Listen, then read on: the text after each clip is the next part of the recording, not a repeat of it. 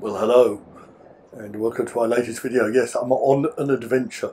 Not on my own this time, not on the bike or even the Brompton. I'm on foot, and I'm with my favourite son, Joel, but Joel does not like to be in the video, so he's not going to be in it. And we are at Greenwich. Yes, Greenwich, by the sea. Well, not by the sea, actually, by the river. And what you can see, well, actually you can't see, but in the background, not behind me, but behind the camera, which you can't see, but you will be able to see in a minute, as I move the camera around, but then change the direction of the lens. Wait for it, you'll be able to see the Cutty Sark. And now, the magic of camera angles.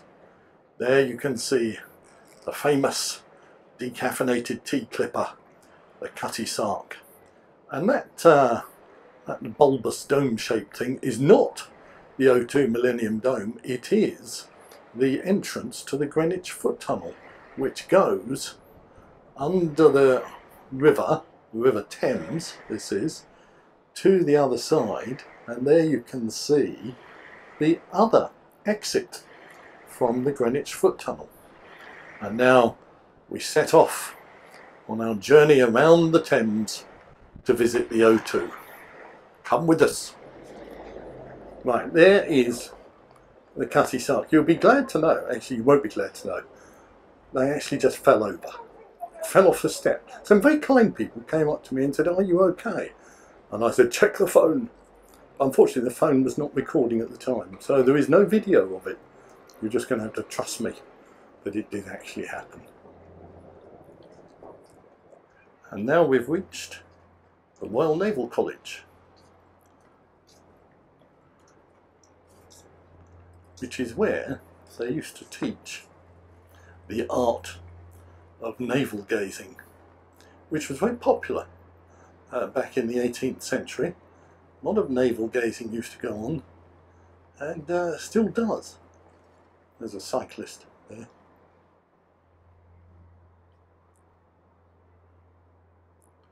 Navel gazers here walking along. What a fine sight that is. A red, would you call that red? Would you call that orange? Uber bicycle, waiting for somebody to come along and pick it up and ride it away. This is the Trafalgar Tavern, which was the scene of one of the great pub fights in 1805, when Lord Nelson and a group of his mates came across some mods and rockers fighting and decided to join in the great Battle of Trafalgar Tavern. And it took place at this very pub. There he is, Lord Nelson, before he took part in the great fight. He only had one arm, Lord Nelson, which luckily had two legs, so he could take part in an arse-kicking contest, but was not very good at boxing.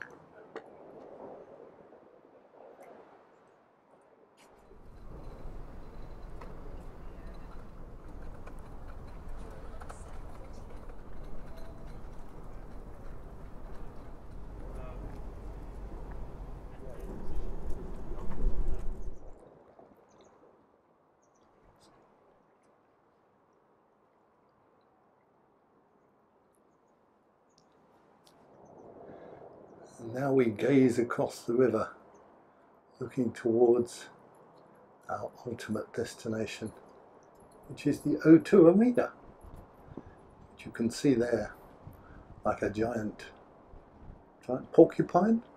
No, not really. Hedgehog? No, not really.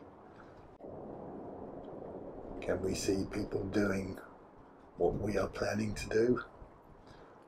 Not sure if we can actually. A scavenger at the edge of the river. What does he search for? Who does he search for? Why does he search? An interesting looking bird. Joel, what do you think that bird is?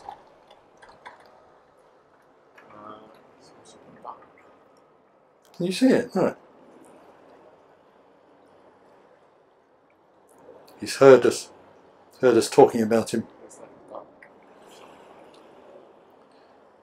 You mean, looks like a duck, walks like a duck? It's a duck.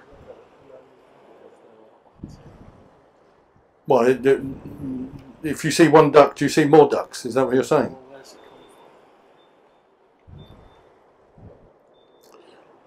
Where have any of us come from? These are deep conversations. Who knows? Who cares? This is an anchor. One of the great anchors by the river.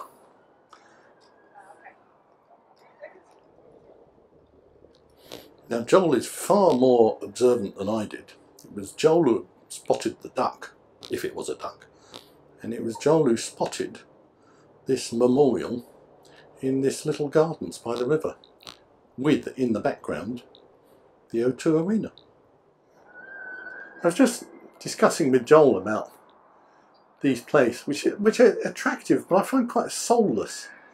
No real sense of community. And every time I've come here and walked along by the river, you see very few people about. And the ones you do see are probably tourists. They're not, see, there's a kind of playground there, but I find it quite bleak and quite bare.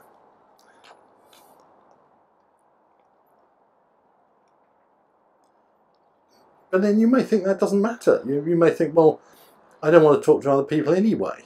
And frankly, I'm with you on that.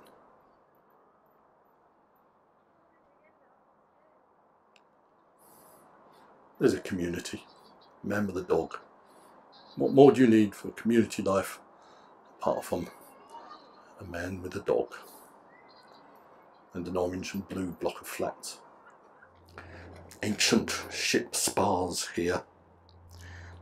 John and I are searching for clay pipes, which my friend Mike, who you have seen in many of my cycling videos, is very interested in searching for along this foreshore. Joel and I thought we'd search as well, but we weren't quite sure what we were looking for, other than, of course, clay pipes.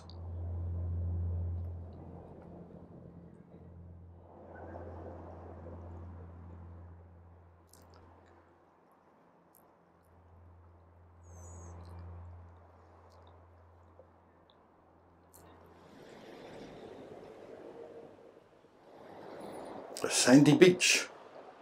We could be in the Caribbean. Or in Panama. Is Panama in the Caribbean? I suppose it is. A sandy beach with a sign for beer. What more do you need in your life? More sand? More beer? Pizza. That's what you need in your life. More sand, more beer, more pizza. More bikes.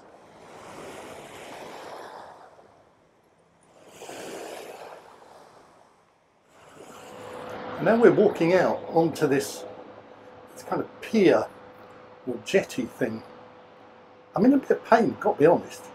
It's the old ribs. I do hope I haven't re-cracked my ribs. That would be not good, especially as I'm shortly to set off on a cycling adventure with my friend Mike. This structure that you can see in the water here is for sale. 4-bedroom house, requires a bit of renovation, a bit of doing up, as we say in the trade. Yours for £700,000, planning permission not included, but you do get a view of, well, you get a view of the water, I suppose, and you get a view of the riverbank. Not bad, all included in the price. This is called Morden Wharf. There's a computer game apparently which is called Modern Warfare, which is largely set in this particular building, interestingly enough. You can have tours of the building, both virtually and in reality. Virtually is more interesting, and you get a free pizza at the end. This particular barge that you can see here, hidden rather by the trees, is also for sale. Fine doer-upper project, only £2 million. Doesn't come with any mod cons, but it does come with its own mooring. But you're going to have the devil's own job pushing it out onto the water. Still, grants are available from London County Council. Apply to the Mayor's office. Can't quite see the name of the boat there, so we just phone in. Ah, there it is. It's called 89251. Catchy name for your new house. Look at the size of this tyre. A family of 4 could live in that. Boy, that is enormous.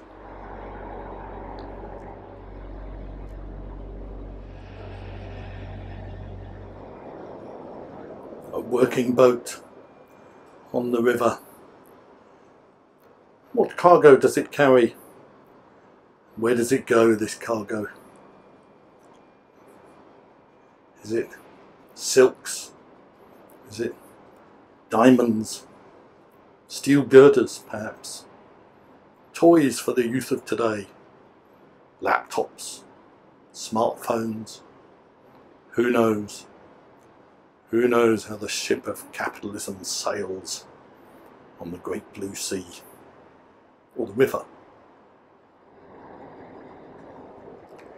John was just saying, imagine if the Thames was clear and you could see right down. You could see through layers of history, couldn't you? Down through the waters, all the secrets of the ages laid bare in that clean water, which is currently not clean at all. This is one of the Thames forts. There was a series of these every 100 yards running up the Thames, and there were 400 naval ratings were based in these little forts, and they're there to defend against an invasion from the French, which never came. Well, it did come in 1066, but unfortunately these forts were built after 1066 and were therefore of no use, which is a shame. But they're still there, just to warn the French. If they ever think of coming back, we're ready for them. Now, what do you think that sign means? Here, 24.859. Is that not strange? It's not 24.8. It's 24,859, but what does that mean, John? This milepost stands on the Greenwich Meridian, whatever that means. And here in the background, you can see the original design for Central Park, which is to create a park, an area of greenery, to be enjoyed by the people of the city. Very successful it was too. Unfortunately, access to the park is now denied to us. Now this is interesting. This was an early design of a ship, and they only built part of it. This is 1/10 of the ship. So the other 10th of the ship, which is kind of would have been where the shadow is, of course, they never built. It was only later in the early 21st century that they worked out how to build the rest of the ship. So this stands as a monument to 1/10 of a ship. These are workmen working on the roof of the O2 Arena. A modern day sculpture with a modern day cyclist and a modern day man on his smartphone. Now he's wearing a Garmin top. Could be Dan Lloyd, now a GCN presenter.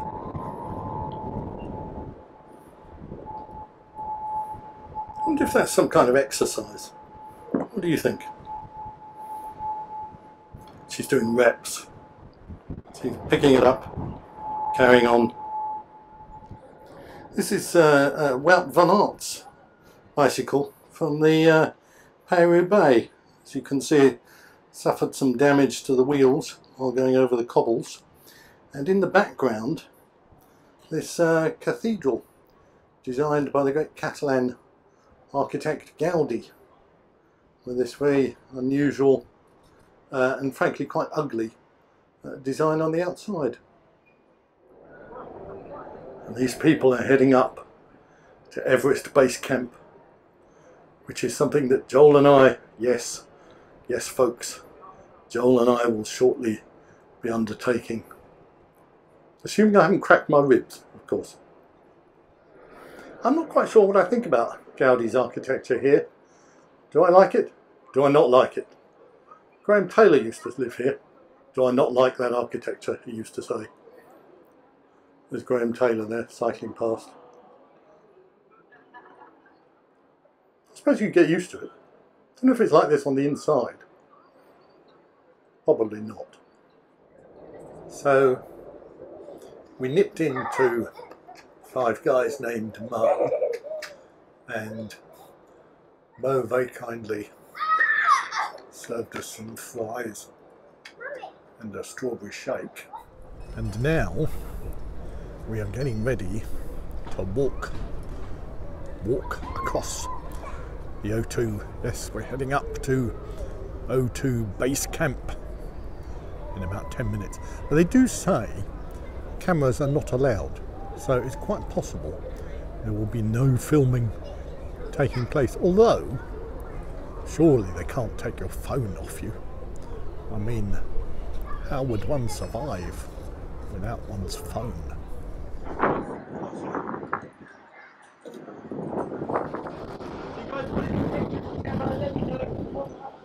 So here we are, me and John, having walked up over the top of the O2, and I've got to say, as somebody who suffered from vertigo, I wasn't too badly off. Here we are at this kind of viewing platform, I suppose you'd call it, at the top of the O2, admiring the view. Don't know if you can see anything or rather hear anything because of the wind. Anyway, that's me at the top of the O2. Can you imagine that? And if you kind of look down, you might be able to see, I don't know, Fleetwood Mac, Ed Sheeran, U2, somebody like that, playing underneath us, or not. So we look across to the O2. Don't know if you can hear that rumble beneath us.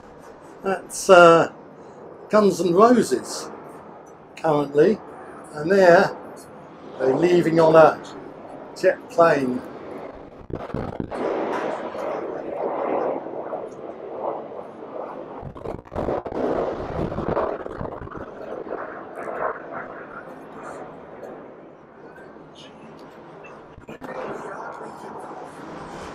So we're going to wear this kind of harness thing, and it's kind of straps that go right up your clunge. So it's no joke, I've got to tell you, no joke. Still, you've got to suffer for the sake of YouTube. No, we had storm leaving around here about 2 weeks ago now. The view from the top of the O2. Impressive, isn't it?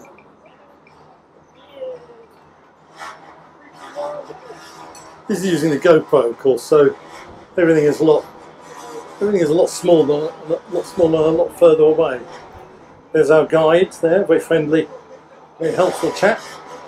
Gave us lots of health and safety advice, so we weren't tempted to jump over the edge. He said, be careful of your phone. He said, if you drop your phone, it's £1,000 to have it returned to you.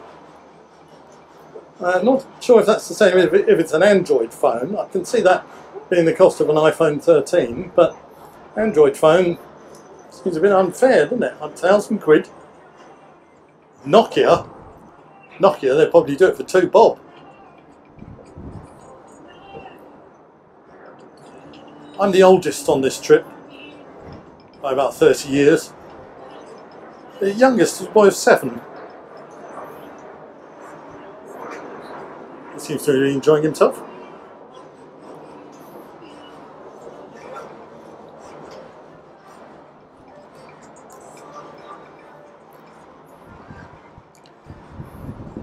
This is what we came up.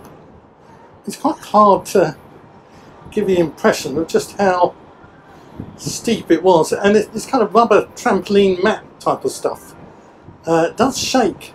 We were warned not to jump up and down because of course it creates that kind of ripple effect, and we could have made everybody just leap off into space, which I imagine they wouldn't have been happy about. The organisers wouldn't have been happy either.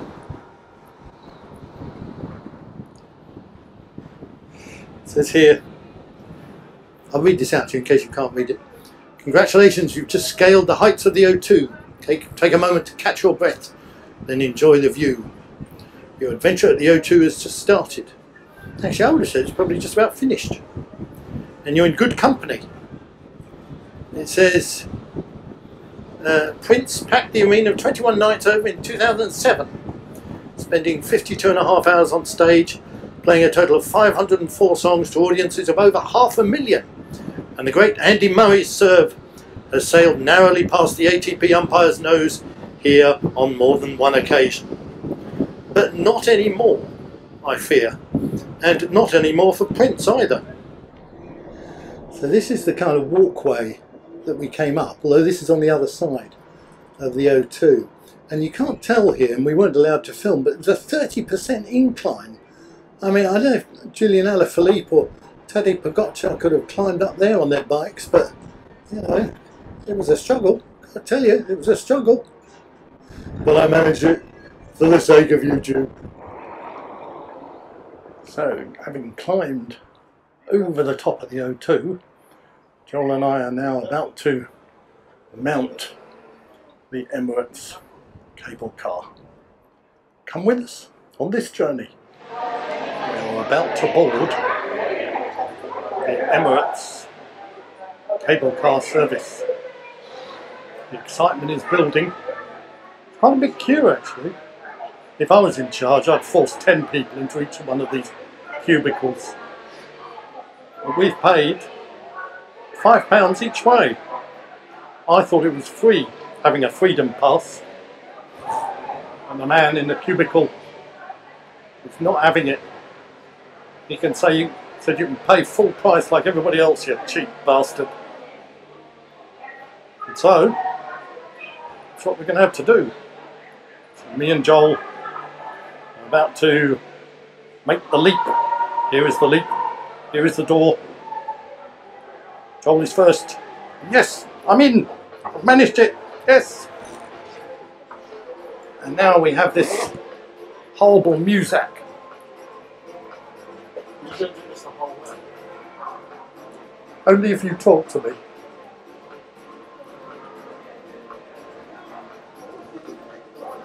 Joel is not happy. Asked me if I'm going to do this the whole way. And I am. I'm not pointing the camera at him because he doesn't want it. We're in the gondola. The gondola is rising up through the sky. These are the sorts of gondolas they have in Venice.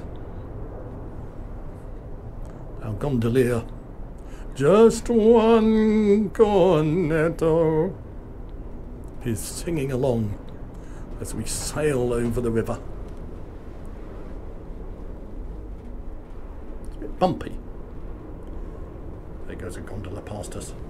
Oh, yes, there it goes, there it goes, there it goes. Oh, there it goes. Now, I don't know if you can detect this, but this gondola is swaying like a bastard. I've asked the gondolier to stand still. I think he's doing it just to wind us up. And we can hear the wind. The wind from the gondolier. So I'm thinking, let's go back the other way. Oh my god.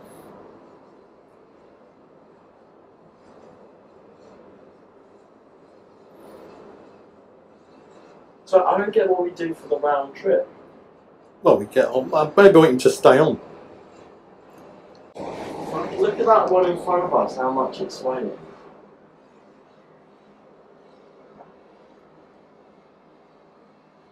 Oh my god.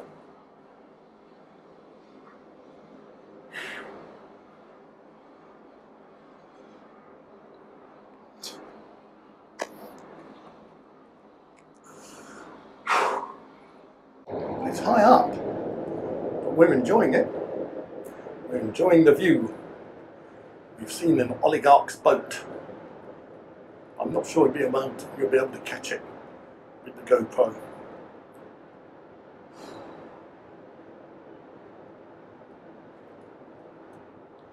That's my Juliet Elliott wave there. That's the 100,000 subscriber Juliet Elliott wave. Hang on. So this is the Thames, what's that then? Well, that's kind of like a tributary.